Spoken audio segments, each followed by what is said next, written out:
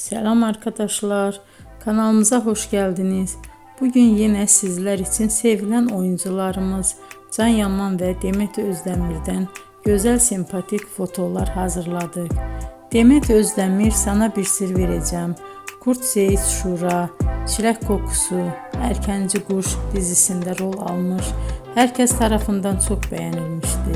Biz de sizler için onların sempatik videolarını hazırladık.